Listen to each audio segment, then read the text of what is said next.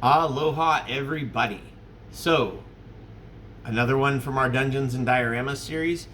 This is one of my personal favorites. This is my guy, the Predator, and he is so proud of his favorite pet, the other greatest killer in the universe, the cat. And for those of you that know, Nicole and I had Sourdough. He was our buddy. So I put Sourdough's little effigy, whatever you want to call that, his representation in a lot of my dioramas, but this one was one of my favorites. This is another example of what do you do with all of your extra action figure heads and parts. And so I was like, all right, well, let's figure out something cool. And then I saw online somebody had done a few of these, but theirs were like a lot more specific to the Predator, and I really like this as kind of a it works, but it also has to have like a universal theme. So there's little bits, odds and ends, like horns and stuff like that. There's a tail and a few other pieces that'll get put onto this, and a few noticeable characters.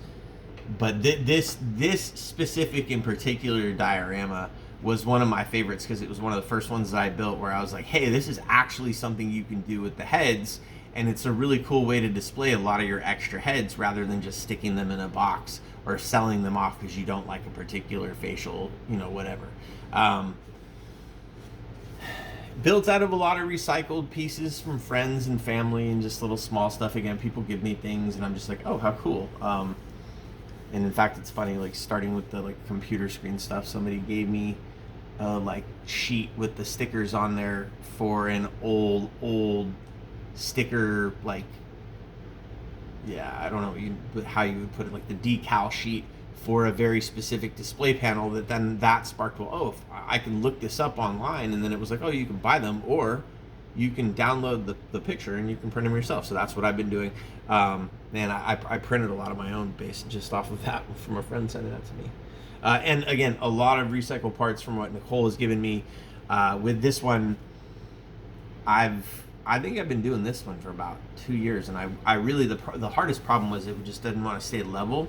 I figured out how to keep the back straight from folding, and I use these like little metal like straps right here to keep it sort of pulled taut. And then on the bottom, again, using the old sign pieces, actually when you clamp the stuff down, it really stays stuck in it. It's a nice flat surface, so it gives you a nice even level surface for the base of this, and it gives it a little weight so that it's not flopping around.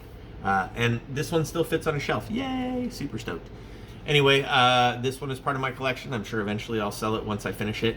What happens with a lot of these is I get a diorama and I have an idea in my head of what I want, right? I know what I will consider this finished and when I will consider this finished. And there's a few parts and pieces I have to collect off of figures or actually like suck it up and open the box to take some parts out of other figures in order to keep my background and my display. I want to fill it up with stuff, but very specific stuff. Like everybody has some classic pictures out there, and there's some classic like comics and graphics of sort of the killer's collection, as it were, or even like the Predator sitting there on his throne with all these heroes' heads and bits and pieces and all their ornaments and weapons and stuff like that. I want to do my own version of that with this, but I don't necessarily want it to be as gory and bloody. I want it to just be kind of like basic.